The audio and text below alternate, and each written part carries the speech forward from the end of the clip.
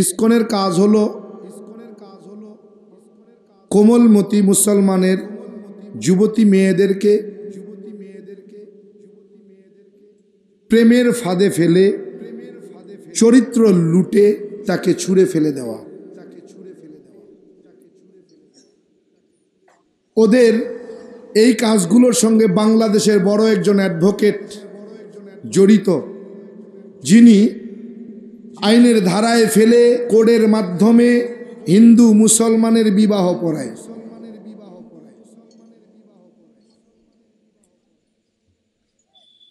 ইতপূর্বে এরকম ঘটনা অনেক ঘটেছে, এগুলোর নজির এই দেশে আছে।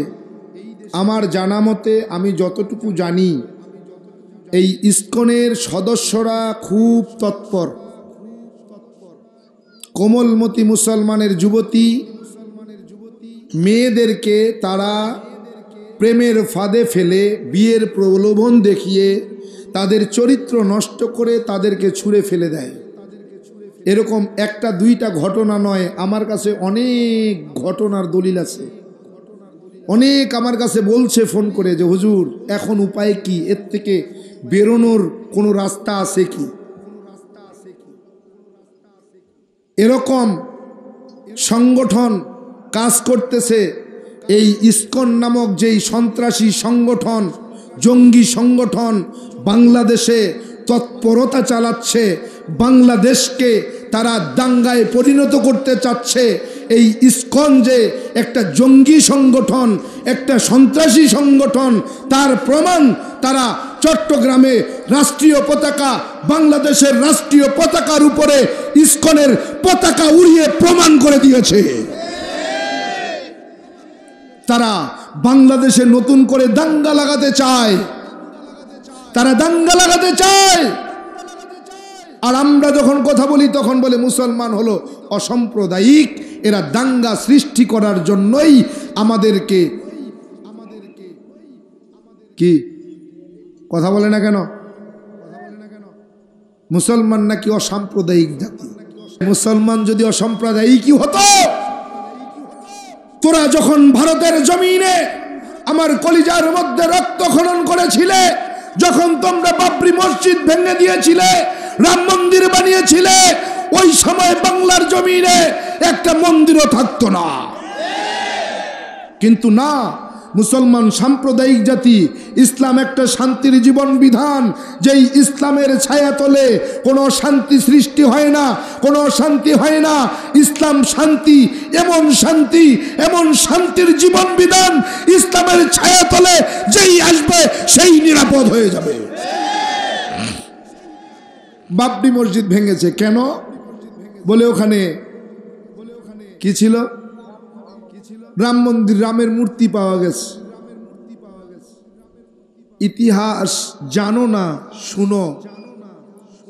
এই ইতিহাস চোখের সামনে ঘটা ইতিহাস কাকে বলে শোনো।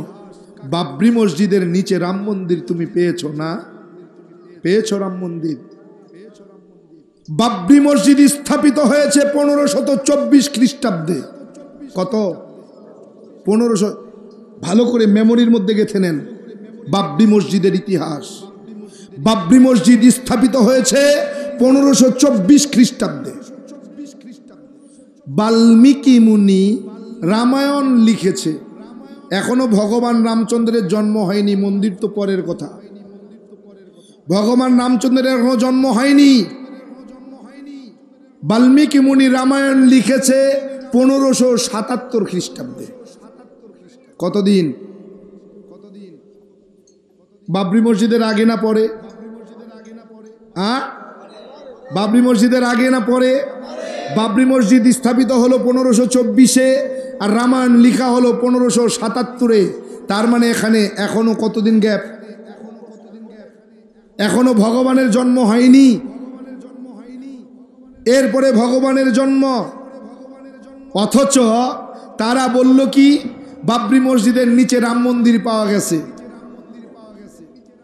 বাবরি মসজিদ তোমার ভগবানের সৃষ্টিরও, ভগবানের জন্মেরও প্রায় 50 বছর আগে।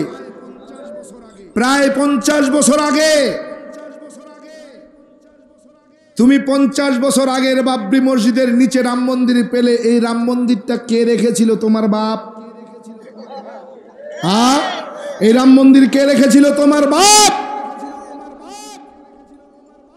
তুমি রাম মন্দির দেখিয়ে বাবরি মসজিদ ভেঙে রাম মন্দির বানিয়ে মুসলমানের কলিজায় রক্ত খনন করেছ।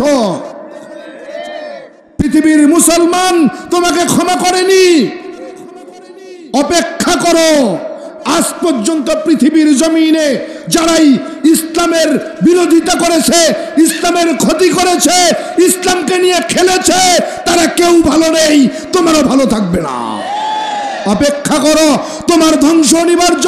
এটা পৃথিবীর মুসলমান দেখবে তোমার ধ্বংসলীলা কেমনে তোমার ধ্বংস হয়েছে।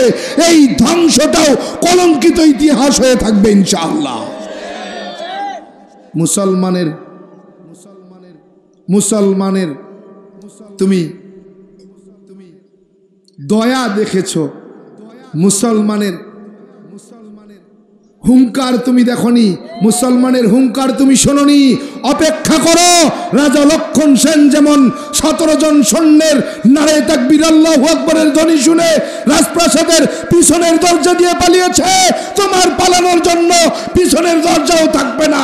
তুমি যে কোন রাস্তা দিয়ে পালিয়ে যাবে তা তুমি নিজেও জানো না। অপেক্ষা করো। বাংলার মুসলমান যদি সাম্প্রদায়িক না হতো, তুমি যেই দিন বাবরি মসজিদ ভেঙেছিলে সেই দিন বাংলার মুসলমান ওই ঢাকার ঢাকেশ্বরী মন্দির ভেঙে ফেলতো। কিন্তু না, ইসলাম তো অসাম্প্রদায়িক জীবন বিধান নয়। ইসলাম তো, মুসলমান তো অসাম্প্রদায়িক জাতি নয়। মুসলমান তো সাম্প্রদায়িক দাঙ্গা চায় না। মুসলমান চায় শান্তি, একত্রে। আপনি হিন্দু হতে পারেন, আপনি খ্রিস্টান হতে পারেন, আপনি বৌদ্ধ হতে পারেন, আমি মুসলমান, আপনারা আমরা একই বাবা মায়ের সন্তান, আমরা ভাই ভাই।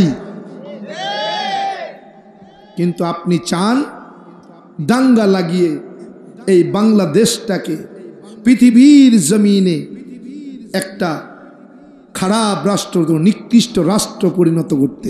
না, বাংলার মুসলমান সজাগ আছে। তুমি চাইলে পারবে না, চাইলেই তুমি পারবে না ইনশাআল্লাহ।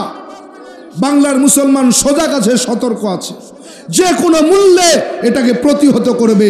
এজন্য আজকে এই মাহফিল থেকে উদাত্ত আহ্বান জানাবো, অন্তর্বর্তীকালীন সরকারের মাধ্যমে বাংলাদেশ থেকে ইসকন নামক জঙ্গি সংগঠনকে নিষিদ্ধ ঘোষণা করতে হবে।